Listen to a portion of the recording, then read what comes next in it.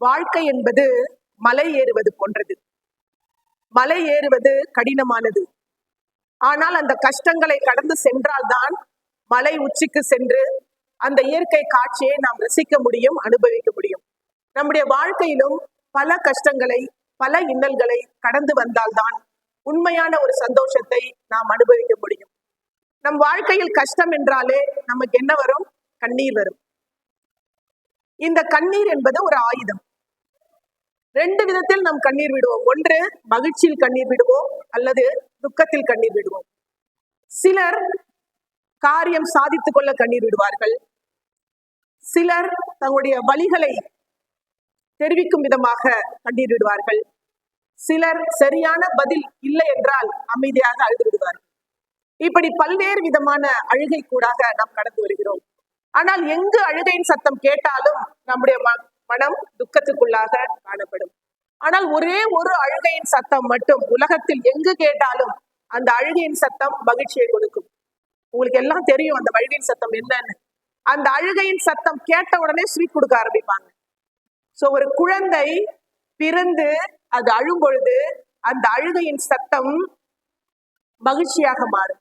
இந்த நாளிலே நம்முடைய திருச்சபை நமக்கு கொடுத்திருக்கிற அருளுரை பகுதி, அது யோவான் எழுதின நற்செய்தி நூல் 16ஆம் அதிகாரம் வசனங்கள் 19 முதல் 22 வரை. எடுத்தவங்க வாசிங்க. யோவான் 16ஆம் அதிகாரம் 20ஆம் வசனம். யோவான் 16:20. மெய்யாகவே மெய்யாகவே நான் உங்களுக்கு சொல்கிறேன், நீங்கள் அழுது புலம்புவீர்கள், உலகமோ சந்தோஷப்படும். நீங்கள் துக்கப்படுவீர்கள், ஆனாலும் உங்கள் துக்கம் சந்தோஷமாய் மாறும். Thank you, thank you. இந்த வசனம் எல்லாருக்கும் தெரிஞ்ச வசனம் தான். நம்ம துக்கமா இருக்கும்போது இந்த வசனத்தை கேட்கும் போது மனசுல அப்படியே ஒரு சந்தோஷம் நமக்கு கிடைக்கும். உங்கள் துக்கம் சந்தோஷமாய் மாறும் அப்படின் போது நமக்கு அப்படி ஒரு சந்தோஷம் கிடைக்கும். ஏன்னா ஆசீர்வாதமான வசனங்களுக்குள்ளாக தான் நம்ம எப்பயுமே ஆர்வமா இருக்கும். எங்க ஒரு ஆசீர்வாதமான வசனம் கிடைக்குதோ உடனே சந்தோஷமா, கடவுள் எனக்கு வாக்குத்தத்தம் பண்ணிட்டாருன்னு ஒரு சந்தோஷத்துக்குள்ள நம்ம போவோம். ஆனா இந்த வாக்குத்தத்தம் யாருக்கு கொடுக்கிறாரு? எல்லாருக்கும் கொடுக்கிறாரா? இந்த வாக்குத்தத்தம் எல்லார் வாழ்க்கையிலும் நிறைவேறுமா? யோசித்து பார்க்க கடமைப்பட்டு இருக்கிறோம். உங்கள் துக்கம் சந்தோஷமாய் மாறும். யாருடைய துக்கம் சந்தோஷமாய் மாறும்? எந்த துக்கங்கள் சந்தோஷமாய் மாறும்?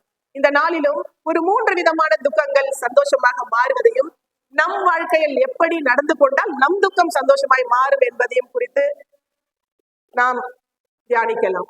முதலாவதாக, தனிமை மாறும். நம்முடைய வாழ்க்கையில தனிமை என்பது மிக மிக கொடுமையான ஒரு விஷயம். ஒவ்வொரு மனுஷனுக்கும் ஒரு துக்கம் வரும். சிலருக்கு கல்யாணம் ஆனா துக்கம் வரும், சிலருக்கு வேலைக்கு போனா துக்கம் வரும், சிலருக்கு திருச்சபைக்கு வந்தா கூட துக்கம் வரும். ஒவ்வொருத்தவங்களுக்கும் ஒரு விதமான துக்கம். ஆனால் வேதத்திலே ஒரு மனிதனுக்கு ஒரு துக்கம் வந்தது. எப்பனா அவன் தாயின் கருவறையில் இருக்கும் போதே துக்கம் வந்தது. யாருன்னு தெரியுமா? யோபு இல்ல, யாபேஸ் என்கிற ஒரு மனிதன். 1 நாளாகமம் 4ஆம் அதிகாரம் 9-10 வசனங்களை எடுத்து வச்சுக்கோங்க. அங்க அவன் தாய், நான் துக்கத்தோட அவனை பெற்றேன் என்று சொல்லி அவனுக்கு யாபேஸ் என்று பெயரிட்டாள். எல்லாருக்கும் பேர் வச்சிருக்காங்க. எங்களுக்கு எல்லாம் பேர் வைக்கும் போது அந்த அளவுக்கு பெரிய டிபேட் எல்லாம் நடத்தி இல்ல சர்ச் எல்லாம் பண்ணி பேர் வைக்கல, ஏதோ ஒண்ணு வச்சுட்டாங்க. ஆனா இப்ப பேர் வைக்கணும்னா யோசிக்கிறாங்க, நிறைய சர்ச் பண்றாங்க, டிஃப்ரெண்டா இருக்கணும், மீனிங்ஃபுல்லா இருக்கணும், அவ்வளவு தூரம் சர்ச் பண்ணி வைக்கிறாங்க. ஆனா யாபேஸோட தாய் எப்படி வச்சாங்க? நான் உன்னை துக்கத்தோடு பெற்றேன் அப்படின்னு பேர் வைக்கிறாங்க. பேரே என்ன? துக்கத்துக்கு பிறந்தவன். எவ்வளவு ஒரு மோசமான பேரை அவங்க தாயை வச்சிருக்காங்க பாருங்க. அப்போ அவன் தாயின் கருவறையில் இருக்கும் போதே அவங்க அம்மா எவ்வளவு துக்கத்தை அவர்கள் அனுபவித்திருந்தார்கள் என்றால், அந்த குழந்தை பிறந்தவுடன் துக்கத்தோட பெற்றேன் என்று யாபேஸுக்கு பெயரிட்டார்கள். அப்போ ஒரு பெயர் வச்சுட்டாங்கன்னு வச்சுக்கோங்களேன். ஒரு தாயே ஒரு பெயர் வச்சுட்டாங்கன்னா அந்த சமுதாயம் அவனை எப்படி பார்க்கும், எப்படி பார்த்திருக்கும்? நம்ம யோசிச்சு பார்க்கணும்னா எல்லாரும் அவனை ஒதுக்கி வச்சிருப்பாங்க. எந்தவித சப்போர்ட் அவனுக்கு கிடைச்சிருக்காது. தாயோட சப்போர்ட்டே இல்லைன்னு சொன்னா வேற யாரோட சப்போர்ட் கிடைச்சிருக்கும்? அவன் துக்கம் வரும்பொழுது, கவலை வரும்பொழுது யார்கிட்ட போய் அழுவான்? அம்மாட்ட போய் அழுவ முடியுமா? அம்மாவின் முகம் மாறுபட்டு காணப்படுகிறது. அப்பா இருந்தாரா இல்லையான்னு தெரியாது, வேதத்துல குறிப்பிடப்படவில்லை. அவனுடைய சகோதரர்கள் இருந்தார்கள் என்று குறிப்பிடப்பட்டுள்ளது. அவர்கள் சகோதரர்களும் அவனை ஒதுக்கி வைத்திருப்பார்கள். எந்தவித சப்போர்ட்டும் இல்லாம தனிமையில் வெறுமையில், கண்ணீரில், வேதனையில், சொல்ல முடியாத துக்கத்தில் யாபேஸ் இந்த பூமியிலே வாழ்ந்திருக்கிறார். அந்த யாபேஸை குறித்து இந்த 1 நாளாகமத்தில் மட்டும்தான் குறிப்பிடப்பட்டுள்ளது. வேற எந்த வேத பகுதியிலும் யாபேஸை குறித்து குறிப்பிடப்படவில்லை. இந்த யாபேஸ் என்பவன் மிக துக்கத்தோடு, மிக கண்ணீரோடு, மிக வேதனையோடு, போவதற்கு யாருமே இல்லை, எந்த சப்போர்ட்டும் இல்லாம கலங்கி நிற்கிறான். எல்லா கதவுகளும் அடைக்கப்பட்டிருக்கிறது. ஒரே ஒரு கதவு தான் ஓப்பனா இருக்கு. அது தேவனாகிய கர்த்தர். அவன் தேவனாகிய கர்த்தரை நோக்கி பார்த்தான், அவரை நோக்கி வேண்டினான். அவனுடைய வேண்டுதல் கேட்கப்பட்டது. எடுத்தவங்க படிங்க. 1 நாளாகமம் 4ஆம் அதிகாரம் வசனங்கள் 9, 10. யாபேஸ் தன் சகோதரனை பார்க்கிலும் கனம் பெற்றவனாய் இருந்தான். அவன் தாய், நான் துக்கத்தோடே அவனை பெற்றேன் என்று சொல்லி அவனுக்கு யாபேஸ் என்று பெயரிட்டாள். தேங்க்யூ. இப்போ துக்கத்தோட பெறப்பட்ட மகன் கடவுள் அவர் எப்படி உயர்த்திருக்கிறாரு? அவன் சகோதரர்களை பார்க்கிலும் கனம் பெற்றவனாய் இருந்தான்.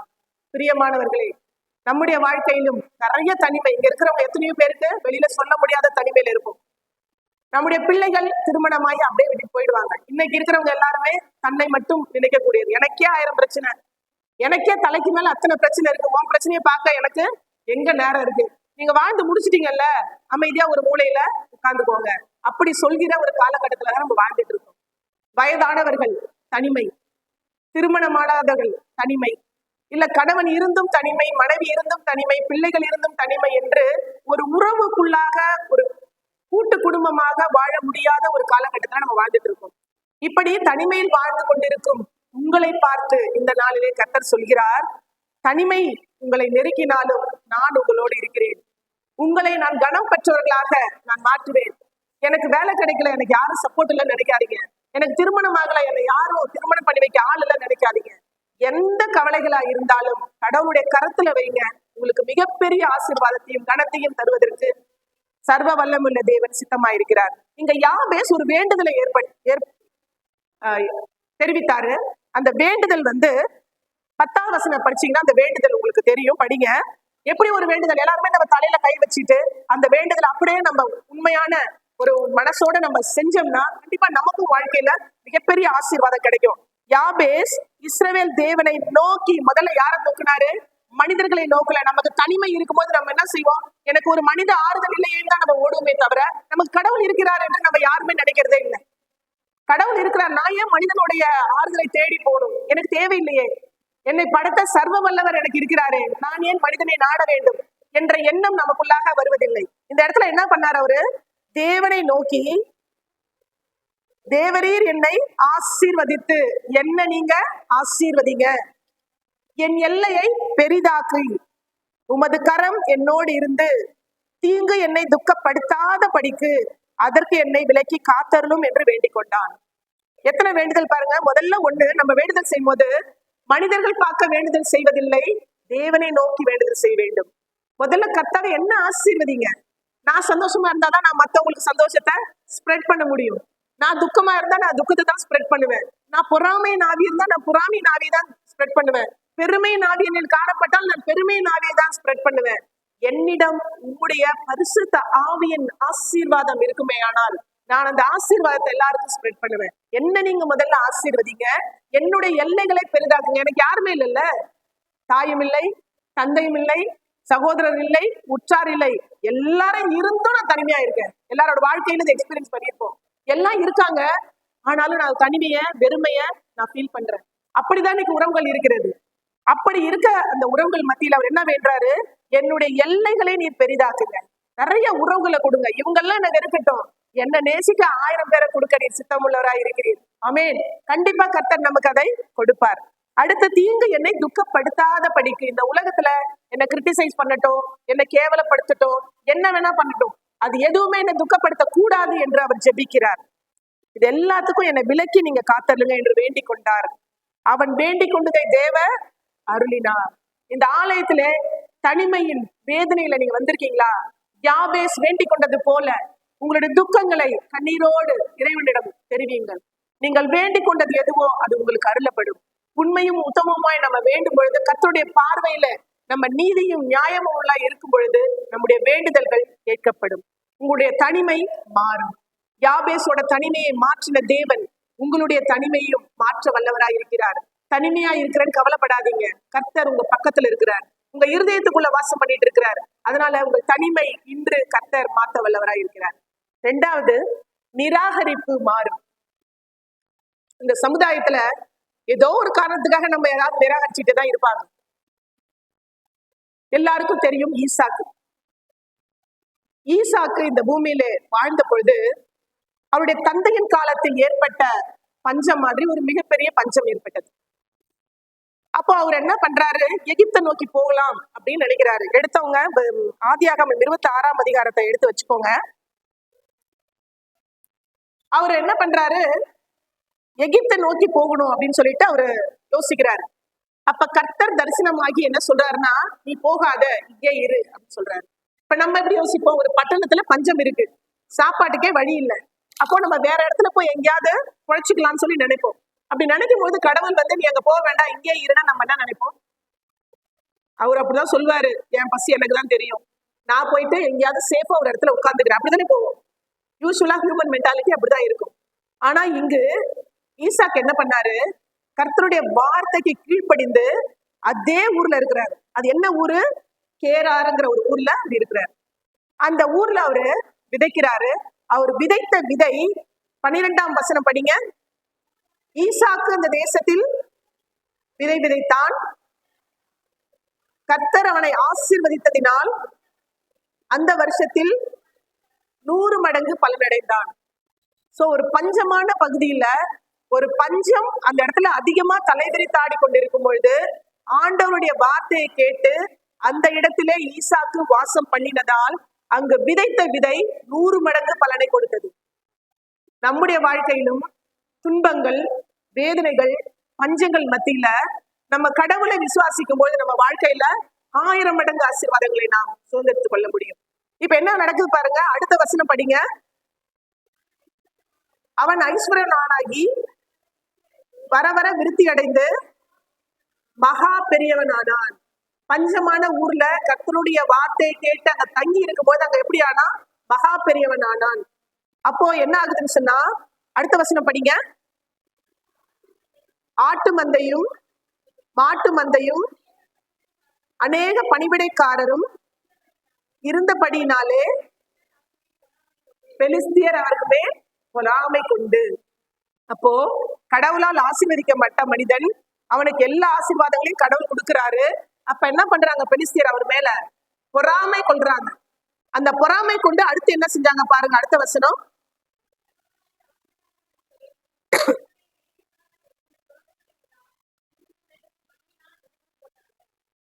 ஆபிரகாம் காலத்துல வெட்டின எல்லா துறவுகளையும் மண்ணை போட்டு நிரப்பி போட்டாங்க. அடுத்தது பாத்தீங்கன்னா, நீங்கள் எங்களை விட்டு போய்விடு, எங்களை பார்க்கிலும் நீ பலவனா இருக்கிறாய் என்று அவனை துரத்துறாங்க. ஈசாக்க துரத்துறாங்க. ஈசாக்கு கேரார்ல என்ன பண்றாரு, துறவுகளை வெட்டுறாரு. துறவு வெட்டுறதுக்கு சாதாரண விஷயம் கிடையாது. ஒரு கேணியை வெட்டி அதுக்குள்ள இருந்து தண்ணி வர வைக்கிறது சாதாரண விஷயம் கிடையாது. கஷ்டப்பட்டு வெட்டி வைக்கிறாரு. என்ன பண்றாங்க, மண்ணை போட்டு தூர்த்து விடுகிறார்கள். அது மட்டும் செய்யாம, நீ வளர்ந்துகிட்டு இருக்க, உன் வளர்ச்சியை அவங்களால பொறுக்க முடியல, நீ இங்க இருந்து ஓடி போயிடுன்னு துரத்துறாங்க, நிராகரிக்கிறாங்க. பிரியமானவர்கள், நம் வாழ்க்கையில நிறைய நிராகரிப்பை நம்ம பார்த்திருப்போம். நம்ம அன்பு வச்சிருப்போம், உண்மையான அன்பு வச்சிருப்போம், நம்மள நிராகரிச்சுட்டு போயிடுவாங்க. கவலைப்படாதீங்க.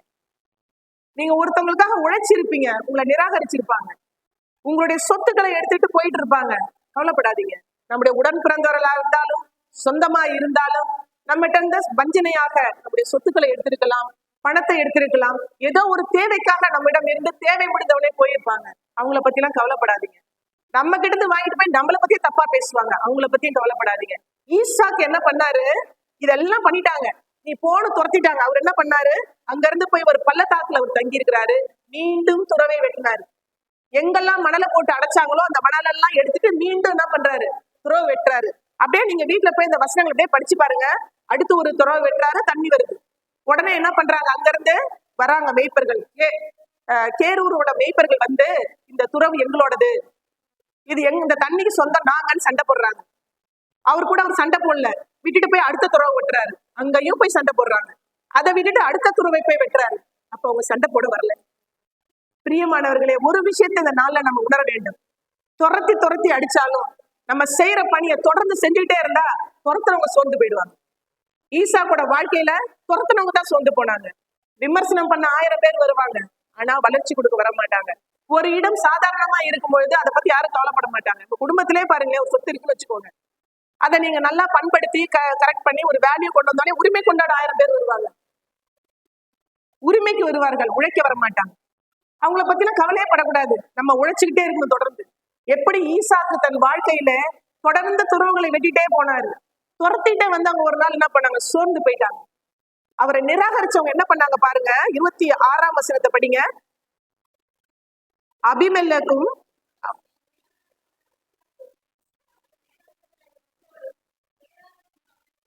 அவர் இடத்துக்கு வந்து என்ன சொல்றாங்க பாருங்க. அடுத்து அப்ப வந்த உடனே ஈசாக்கு கேட்கிறாரு, ஏன் என்கிட்ட வந்தீங்க?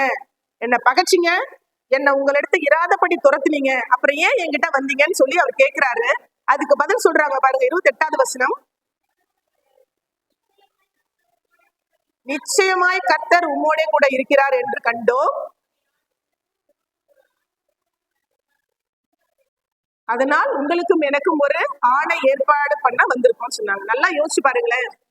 நிராகரிக்கிறாங்க, நம்மளை வெறுத்து ஒதுக்குறாங்க, நம்மளை விட்டு வெளியில போகணும்னு நினைக்கிறாங்க. போங்கன்னு விட்டுருங்க, போங்கன்னு விட்டுருங்க. கவலையே படாதீங்க. அவங்களோட வாக்குவாதம் செய்யாதீங்க, சண்டை போடாதீங்க, எதிர்த்து நிக்காதீங்க, புலம்பாதீங்க. ஈசாக்கு என்ன பண்ணாரு? எதுவுமே செய்யல, விட்டுட்டாரு. அவங்க துரத்துனவங்க அவங்க கிட்ட வந்து என்ன சொல்றாரு, சாட்சி பகர்றாரு பாருங்க. நீர் நிச்சயமாய் கர்த்தர் உங்களோட இருக்கிறார் அப்படின்னு சொல்லிட்டு அவங்க என்ன பண்றாங்க, ஒரு சாட்சி சொல்லிட்டு, நாங்க உங்களோட ஒரு உடன்படிக்கை சமாதானத்தை ஏற்படுத்த வந்தோம்னு சொன்னாங்க. நமக்கு எதிராக எந்த ஆயுதம் வாய்த்தாலும் அது எதுவுமே என்ன பண்ணாது, நிலைக்காது. நமக்கு எதிராக எத்தனை ஆயுதம் எழுந்தாலும் அது வாய்த்திடாது. கர்த்தர் நம்மோடு கூட இருக்கிறார்.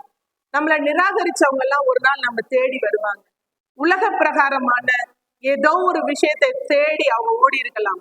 ஆனால் நீதிமானை எதிர்க்கிறவர்கள் ஒரு நாளும் வாழ்ந்ததாய் சரித்திரமே இல்லை.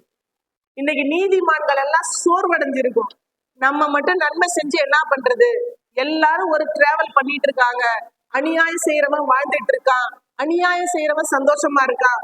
நான் மட்டும் ஏன் இப்படி இருக்கணும்? நானும் அவங்களோட கூட மாறிக்கிறேன்னு நினைக்கலாம்.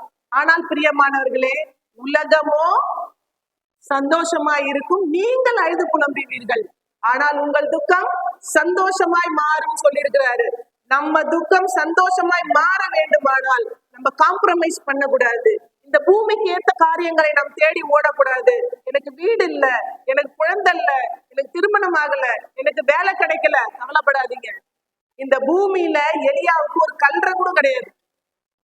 எலியா எடுத்துக்கொள்ளப்பட்டார். நம்மெல்லாம் எடுத்துக்கொள்ளப்பட வேண்டிய ஜனங்கள். நமக்கு இந்த பூமியில சொத்து தேவையில்ல. பூமியில சொத்து சேர்த்து வைத்தாலும் அது பூச்சிகள் அரித்து போகும். நாம் பரம தேசத்துலதான் சொத்து சேர்த்து வைக்கணும். நம் இந்த உலகத்துல வாழும் பொழுது நம் நன்மைக்கு ஏதுவாக செய்கிற ஒவ்வொரு காரியமும் அங்க ஜீவ புஸ்தகத்துல எழுதப்பட்டு கொண்டிருக்கிறது. மனிதனை திருப்திப்படுத்த வேண்டிய அவசியம் இல்லை. நம்ம இந்த உலகமே நிராகரிக்கட்டும், கவலையே வேண்டாம். ஏசப்பா ஒருத்தவர் நிராகரிக்காம இருந்தா போது நம்ம வாழ்க்கை. நம்முடைய துக்கங்களை எல்லாவற்றையும் மாற்றுகிற தேவன் நம்மளோடு இருக்கிறார் என்ற நிச்சயத்தோடு நாம் வாழ்வோம். இந்த உலகத்துல வீடு, பணம், காசு, சொத்து எதுவுமே நிலை இல்லை. இறுதியா 2ஆம் வருகையில சந்தோஷமா நம்ம அவர் கூட போறோம் பாருங்க, அதுதான் முக்கியம். இந்த வாசித்த அருளுரை பகுதியில 22வது வசனத்தை எடுத்து வாசிச்சு பாருங்க. 22 யோவான் 16ஆம் அதிகாரம் 22ஆம் வசனம். நானே படிக்கிறேன். உங்கள் இருதயம் சந்தோஷப்படும், உங்கள் சந்தோஷத்தை ஒருவனும் உங்களிடத்திலிருந்து எடுத்து போட மாட்டான். இது ரொம்ப சத்தியமான ஒரு வசனம். இந்த பூமியில சந்தோஷம் வரும், எல்லாமே டெம்பரவரி. ஒரு கார் வாங்கினா சந்தோஷம் இருக்கும், அதுக்கு சர்வீஸ் பண்ணும்போது துக்கம் வரும். ஒரு வீடு கட்டினா சந்தோஷம் இருக்கும், அந்த வீடை மெயின்டைன் பண்ணும்போது துக்கம் வரும். அதுக்கு லோன் அடைக்கும் போது துக்கம் வரும். எதுவா இருந்தாலும் இந்த பூமியில நம்ம எதை வாங்கினாலும் டெம்பரவரி சந்தோஷம். யாரையோ திருப்தி பண்ண வாங்குற சந்தோஷம் அது நிலைக்கவே நிலைக்காது. ஆனா இங்க என்ன சொல்லியிருக்கிறாரு, உங்கள் சந்தோஷத்தை ஒருவனும் எடுத்து போட மாட்டான். அப்ப நித்திய சந்தோஷத்தை கொடுக்க கர்த்தர் வல்லமையுள்ளா இருக்கிறார். நித்திய சந்தோஷம் வேண்டுமானால் நாம் என்ன பண்ணணும்? நிராகரிக்கிறாங்களா? நிராகரிச்சுட்டு போங்க. கண்டிப்பா நிராகரிப்பவர்கள் கடவுள் உங்ககிட்ட இருந்து எடுக்கிறாரு. ஐயோ இந்த உறவு என்னை விட்டு போயிடுச்சேன்னு வருத்தப்படுறீங்க. இந்த உறவு போகுதுன்னா அது கடவுளுடைய சித்தப்படி போகுது. அது உனக்கு வேண்டான்னு எடுத்து போடுறாரு. அதுக்கு பதிலா நல்ல ஒரு வாழ்க்கையை, நல்ல ஒரு காரியங்களை உங்கள் வாழ்க்கையில அவர் நடப்பிக்க சித்தம் உள்ளவரா இருக்கிறார் என்ற ஒரு நல்ல நம்பிக்கையில நம்ம இருக்கணும். இந்த நாள்ல நம்முடைய தனிமையை மாற்றுகிற தேவன். இரண்டாவது, நம்மை நிராகரிப்பவர்களை, நம்மை ஒதுக்குகிறவர்களை நம் பக்கம் வர வைப்பார். நம்ம யாரும் தேடி போக வேண்டாம். மூன்றாவதாக, சிறையிருப்பை மாற்றுகிற தேவன். நம்முடைய சிறையிருப்பு மாறும். நம்ம எல்லாருக்கும் தெரியும், சிறையிருப்புனா யாருக்கும் பிடிக்காது. ரொம்ப கஷ்டமான ஒரு விஷயம். ஒரு அடிமைத்தனம், அடிமைகளாக கொண்டு போறோம். இஸ்ரவேலர்களை பாபிலோனியர்கள் என்ன பண்ணாங்க? சிறைப்பிடித்து போனார்கள். 70 ஆண்டுகள், ஓராண்டு 2 ஆண்டுல 70 ஆண்டுகள் சிறையில இருந்தாங்க, அடிமைகளா இருந்தாங்க. எவ்வளவு அவமானப்பட்டிருப்பாங்க, எவ்வளவு கேவலப்பட்டிருப்பாங்க, எவ்வளவு கீழ்த்தரமான வேலைகளை அவங்கள வாங்கியிருப்பாங்க. 70 ஆண்டுகள் அடிமைத்தனத்திலிருந்து கர்த்தர் அவர்களை விடுவிக்கிறார். 70 ஆண்டுகள் அடிமைத்தனத்துல இருந்திருப்பாங்கன்னா அதுல எத்தனை பேர் திருப்பி வந்திருப்பாங்க? 70 ஆண்டுல எத்தனை பேர் இறந்திருப்பாங்க? ஒரு போன இளமையா போன தலைமுறையில முதுமையா வந்திருக்கும். புதிய தலைமுறை தான் அடுத்து திரும்பி இஸ்ரவேல் தேசத்துக்குள்ள வந்திருக்கும். எவ்வளவு பெரிய ஒரு மாற்றங்கள் இருந்திருக்கும். அந்த இடத்துல ஏன் சிறையிருப்பை மாற்றினாரு? ஏன் சிறையிருப்பை கொடுத்தாரு? நான் கர்த்தரை மறந்த சிறைக்கு போனேன், கர்த்தரை தேடின விடுதலை கிடைச்சு. அவ்வளவுதான், சிம்பிள். சிறையிருப்புங்கிறது பாபிலோனியர் அரசு இஸ்ரவேலர்களை மட்டும் வச்சு, நம்மளும் நிறைய சிறையிருப்பு இருக்கிறோம். அன்புங்கிற ஒரு அடிமையான ஒரு தனம், அன்புங்கிற விஷயத்த வச்சுக்கிட்டு அது அடிமையா இருப்பது தப்பு. நம்ம வாழ்க்கையில எல்லாரும் அப்படி ஒரு காலகட்டத்தை கடந்து வந்திருப்போம். ஆனால் அந்த அன்புல கூட ஒரு உண்மை இருக்கணும், ஒரு நேர்மை இருக்கணும். அதே மாதிரி நம்முடைய உறவுகளில் ஒரு அடிமைத்தனம் இருக்கக்கூடாது. ஒரு வியாதி கடவுள் நமக்கு அனுமதிச்சாருன்னா கண்டிப்பா கொடுத்தவர் கண்டிப்பா அதை சரி பண்ணுவாருன்னு யோபு போல விசுவாசிக்கணும். ஒரு வியாதி வந்துட்டு அந்த வியாதிக்கு அடிமையாயிடும். எப்ப பாரு எனக்கு தலைவலி வந்துட்டே இருக்கும், எனக்கு தலைவலிக்கும் தலைவலிக்கும் தலைவலிக்கும், தலைவலிக்கு அடிமையாயிடும். இது எல்லாமே சிறையிருப்பு தான். உடல் ரீதியான வியாதிகளுக்கு சிறையிருப்பு, மன ரீதியான காயங்களுக்கு சிறையிருப்பு. எப்ப பாரு எனக்கு மனசு கஷ்டம், அவங்க என்னை கஷ்டப்படுத்திட்டாங்க, புலம்பி புலம்பி புலம்பி அதுக்கு அடிமையாயிடும். அதுக்கப்புறம் போதைப் பொருள்களுக்கும் நம்ம அடிமையா இருக்கிறோம். இப்படி பல்வேறு சிறையிருப்புக்குள்ள இருக்கிறோம். இந்த சிறையிருப்பை எல்லாம் மாற்ற கர்த்தர் வல்லமை உள்ளவரா இருக்கிறார். இந்த நாள்ல இந்த சிறையிருப்புல இருந்து நான் வெளில வர ஆசைப்படணும். நான் கதவு ஃபுல்லா சாத்தி வச்சுட்டு என்னை காப்பாத்த யாருமே இல்லைன்னு அழுதனா யார் காப்பாத்துவா? நான் உள்ள தாள் போட்டிருக்கேன், நான் கதவு திறந்தாதான் நான் வெளில வர முடியும். வெளியில இருக்கிறவங்க தட்டி தட்டி திறக்க சொன்னா யார் திறப்பா? அப்படிதான் நம்முடைய வாழ்க்கையில நம்மை சிறையிருப்புக்குள்ள வச்சிருக்கோம். அந்த சிறையிருப்புக்குள்ள இருந்து நம்ம வெளியில வரணும்னா நாம் தான் இனிஷியேட் எடுக்கணும். நம்முடைய பாவங்களை அறிக்கையிட்டு நாம் ஜெபிக்கும் பொழுது கர்த்தர் நமக்கு மிகப்பெரிய மாற்றத்தை ஏற்படுத்தி கொடுப்பார். இந்த இஸ்ரவேலர்களை சிறையிருப்பிலிருந்து மீட்கிறதுக்கு ஒரு மனிதனை ஏற்படுத்தினார். இப்ப நம்ம பல வேலைகள்ல நம்ம நினைப்போம், அரசாங்கம் நமக்கு தர முடியாத ஒரு சுதந்திரமோ இல்ல ஒரு நல்ல விஷயமோ, நீதிமன்றத்துக்கு போன அங்கேயும் எனக்கு நல்ல பதில் கிடைக்கல அப்படின்னு நம்ம கவலைப்படும் பொழுது நமக்கு கடவுள் ஒரு மனிதனை உருவாக்கி இருப்பார். யாரோ ஒருத்தர் மூலமாக நமக்கு ஒரு விடுதலை கிடைப்பாரு. இந்த இஸ்ரவேலர்களுக்கு விடுதலை கிடைத்தது யார் மூலமாக? கோரேஸ் என்கிற மன்னன் மூலமாக. அந்த கோரேஸ் என்பவர் யூதர் கிடையாது, இஸ்ரவேலர் கிடையாது. அவர் யாரு? அவர் ஒரு பெர்ஷிய மன்னன், கடவுளை அறியாத மன்னன். ஆனா அவர் கடவுளுடைய வார்த்தைகளின் படி நடந்த மன்னன். கடவுளை தெரியாம இருக்கலாம்.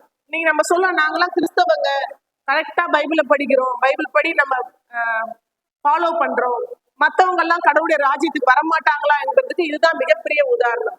கடவுளை அறியாவிட்டாலும் கடவுள் கொடுத்த கற்பனைகளை யாரெல்லாம் சரியாக ஃபாலோ பண்றாங்களோ அவர்களும் தேவனுடைய ராஜ்யத்துக்கு வருவதற்கு எந்தவித தடையும் இல்லை என்பதை இதன் மூலம் நாம் உணர முடியும். இந்த பெர்ஷிய மன்னன் கோரேஸ் மூலமாக மிகப்பெரிய விடுதலையை அவர் கொடுத்தார். நமக்கும் ஒரு விடுதலையை கொடுக்க அவர் சித்தமுள்ளவராய் இருக்கிறார். ஆபிரகாமுக்கு ஈசாக்க கொடுத்தார். முதிர் வயதுல அவர் குழந்தை இல்லைன்னு அவங்க கேட்டப்ப அவங்களுக்கு ஒரு குழந்தைய கொடுத்தாரு. கொடுத்துட்டு என்ன பண்ணாரு? திருப்பி அந்த குழந்தைய குடுனாரு. அப்ப நம்ம ஒரு வீடை வாங்கிட்டு ஒரு வீட்டை குடுனாலே நமக்கு வலிக்கும். ஒரு சின்னதா ஒரு ஜுவல் வாங்கினா கூட நம்ம அக்கா கேட்டாலோ தங்கச்சி கேட்டாலோ இல்ல மகள் கேட்டா கூட இன்னைக்கு எல்லாம் அம்மாவுக்கு கொடுக்கறதுக்கு வலிக்குது. அப்படி ஒரு ஆசை அந்த பொருள் மீது. அப்ப இந்த குழந்தைய இத்தனை ஆண்டுகள் கழித்து கொடுத்த குழந்தைய அவர் திருப்பி கேட்கிறாரு. அப்ப ஆபிரகாம் என்ன பண்ணாரு? யோசிச்சாரு, எனக்கு கடவுள் முக்கியமா, கடவுள் கொடுத்த ஆசீர்வாதம் முக்கியமா? யோசிச்சார். கடவுள் தான் முக்கியம், கடவுள் கொடுத்த ஆசீர்வாதம் முக்கியம் இல்லை அப்படின்னு முடிவெடுத்தார். அந்த முடிவை கர்த்தர் பார்த்தார், 1000 மடங்கு ஆசீர்வாதத்தை கொடுத்தார். நம்முடைய வாழ்க்கையிலும் நம்ம கிடைத்த ஆசீர்வாதங்கள் மேல நம்ம மனசு வைக்கிறோமே தவிர அந்த ஆசீர்வாதத்தை கொடுத்தவங்க மேல நம்ம மனசு வைக்கிறது இல்லை. நம்ம பெற்றோர்களும் நமக்கு சொத்து சேர்த்து வச்சிருக்காங்க, சொத்து மேல மட்டும்தான் மனசு இருக்கே தவிர அந்த சொத்து கொடுத்த அம்மா அப்பா மேல எத்தனை பேருக்கு கரிசனை இருக்கிறது? எத்தனை பேர் அவர்களை அன்போடு நம்ம அவங்க கவனிக்கிறோம்? எத்தனை பேர் அவங்களோட ஆறுதலா பேசுறோம்? எத்தனை பேர் அவங்களோட வியாதி நேரத்துல நம்ம துணையா இருந்திருக்கோம்? நமக்கு ஆசீர்வாதத்தை கொடுத்தவர்கள் முக்கியம். அவர்கள் கொடுத்த ஆசீர்வாதம் மீண்டும் சம்பாரிச்சுக்கலாம். இந்த நாளிலே நம்முடைய துக்கங்கள் சந்தோஷமாக மாற வேண்டுமானால் நம்மை தனிமைப்படுத்துகிறவர்கள், நம்மளை நிராகரிக்கிறவர்கள், நம்முடைய சிறையிருப்புகள் இவற்றை எல்லாவற்றிலும் இருந்து விடுதலை வேண்டுமானால் நம்மளை எவ்வளவு கஷ்டப்படுத்தினாலும் ஆண்டவர் இருக்கிறார். அவர் முகத்தை நோக்கி பார்க்கணும். அவர் முகத்தை நோக்கி பார்க்கும்பொழுது நமக்கு மிகப்பெரிய விடுதலை நமக்கு கிடைக்கும். அந்த விடுதலை கிடைத்தால்தான் நம்முடைய துக்கம் சந்தோஷமாய் மாறும். இல்லைன்னா நம்ம மெட்டீரியலிஸ்டிக்கா இந்த வார்த்தைய ஏதோ ஒரு ஆசீர்வாதத்தின் வார்த்தையா கேட்போமே தவிர அதை அனுபவிக்க முடியாது. மலைக்கு மேல போனா அழகா இருக்கும், அதை நம்ம கற்பனை பண்ணலாம். ஆனா மலைக்கு மேல ஏறினாதான் அந்த கண்ணால பார்த்து நம்ம அனுபவிக்க முடியும். இந்த சந்தோஷத்தை அனுபவிக்க வேண்டுமானால் நம் வாழ்க்கையிலே சில விஷயங்களை நாம் விட வேண்டும். தனிமைப்படுத்துறவர்களை சபிக்க கூடாது. நம்மளை நிராகரிக்கிறவர்களை விட்டுருங்க. துரத்துறவங்களை விட்டுடுங்க. தொடர்ந்து உழைக்கணும். கடவுளை பாருங்க, கடவுள் கொடுத்த ஆசீர்வாதத்தை பார்க்காதீங்க. அப்பதான் நமக்கு ஒரு நிரந்தரமான சந்தோஷம் நம்ம இருதயத்துக்குள்ளாக எப்பொழுதும் நமக்கு இருக்கும். இறுதியாக ஒரு சின்ன கதையை சொல்லி நான் முடிக்கிறேன். ஒரு மன்னன் இருந்தார். அவருக்கு மிகப்பெரிய துக்கம். அவருடைய துக்கத்துக்கு எங்க போய் அவருக்கு தீர்வு கிடைக்கனே தெரியல. மன்னர்கிட்ட போய் நம்ம கேட்க முடியுமா? உங்களுக்கு என்ன துக்கம் எனக்கு கொஞ்சம் சொல்லுங்கன்னு கேட்க முடியுமா? கேட்க முடியாது. அப்ப அந்த அமைச்சர் என்ன சொன்னாரு? மன்னர்கிட்ட போய் கேட்க முடியல, நீங்க ஏதோ ஒரு கவலையில இருக்கிற மாதிரி இருக்கு, வாங்க உங்களோட குருவை போய் பார்த்துட்டு வரலாம் அப்படின்னு சொல்றாரு. அந்த குருவை போய் பார்க்கறதுக்கு 2 பேரும் போறாங்க. ஊருக்கு வெளியில இந்த குரு அவரோட மடத்துல இருக்கிறாரு. மன்னர் உள்ள போயிடுறாரு. போயிட்டு மன்னர் உட்காந்து குரு கிட்ட ரொம்ப நேரம் பேசிட்டு இருந்தாரு. அதுக்கப்புறம் முகத்துல ஒரு மிகப்பெரிய தெளிவு, மிகப்பெரிய பிரகாசத்தோட சந்தோஷத்தோட போனாரு. இந்த மந்திரிக்கு ஒரே குழப்பம், அப்படி என்னதான் நடந்துச்சு, எப்படி இவருக்கு இவ்வளவு பெரிய விடுதலை கிடைச்சது? போய் அந்த குருகிட்ட கேட்கலாம்னு போய் கேட்டாரு. அப்ப குரு சொன்னாரு, என்ன என்ன நடந்ததுன்னு உங்களுக்கு தெரிஞ்சு? ஒண்ணுமே இல்லை. அவர் வந்தாரு, அவர் பேசினாரு, நான் கேட்டேன். அவர் பேசிட்டே இருந்தாரு, நான் கேட்டேன், அவ்வளவுதான். அப்போ செவி கொடுக்க ஒருத்தர் இருந்தால் நம்முடைய துக்கங்கள் மாறும், அவ்வளவுதான். காது கொடுக்க ஒருத்தர், அவர் ஏதோ திருப்பி சொல்ல, அவர் கிரிட்டிசைஸ் பண்ணல, அவருக்கு அட்வைஸ் பண்ணல, எதுவும் சொல்ல, அவரோட துக்கத்தை கொட்டினாரு, இவர் வாங்கிட்டாரு, அவ்வளவுதான். அவர் மனநிறைவோட போயிட்டாரு. நம்முடைய துக்கத்தையும் கேட்க சர்வ வல்லமையுள்ள தேவன் இருக்கிறார். நமக்கு யாரும் இல்லைன்னு சொல்லி நம்ம வருத்தப்படவே வேண்டாம். மனிதர்கிட்ட நம்ம துக்கத்தை கொட்டினா அவங்க திருப்பி நமக்கு விமர்சனம் பண்ணுவாங்க. திருப்பி நம்மளே என்ன பண்ணுவாங்க? முன்ன அனுப்பி விட்டு பின்ன பேசுவாங்க. நமக்கு பெரிய ஆண்டவர் நம்மோட இருக்கிறார். நம்ம துக்கங்களை அவரோட பாதைப்படியில கொட்டுங்க. நிராகரிக்கிறாங்களா? தொடர்ந்து உங்க பணியை செஞ்சுட்டே இருங்க. உங்க நிராகரிச்சவங்க கூட வருவாங்க. நீங்க எதெல்லாம் அந்த உலக பிரகாரமா சிறையிருப்புல மாட்டிட்டு இருக்கீங்களோ அதெல்லாம் வேண்டாம். கடவுள் மட்டும்தான் வேணும். கடவுள் கொடுத்த ஆசீர்வாதம் வேண்டாம். எதுவுமே வேணாம். எதுவும் எடுத்துட்டு போறது கிடையாது. இறந்து போயிட்டாங்கன்னா நன்மை சொல்ல மண்ணுக்குள்ளதான் புதைப்பாங்க. எல்லாரும் மண்ணுக்கு திரும்ப வேண்டியவர்கள் என்பதை நாம் மறந்துவிடக் கூடாது. மண்ணிலிருந்து எடுத்தே மண்ணுக்கே திரும்புவாய் என்று வேதத்துல குறிப்பிடப்பட்டுள்ளது. இந்த மண்ணிலிருந்து நம்மை உருவாக்கின தேவன் நாம் மண் என்று உணர்ந்தால் நமக்கு சந்தோஷம் இருக்கும். நம்முடைய துக்கம் சந்தோஷமாய் மாற வேண்டுமானால் நம் மண் என்று நினைக்க வேண்டும். சர்வ வல்லவரிடத்திலே நம்முடைய முழு இருதயத்தை ஒப்புவித்தோமானால் நமக்கு மிகப்பெரிய சந்தோஷம் கிடைக்கும். உங்களுடைய அத்தனை பேருடைய துக்கமும் சந்தோஷமாய் மாறும். கர்த்தர் தாமே இந்த வார்த்தைகளை ஆசீர்வதிப்பாராக. ஆமென்.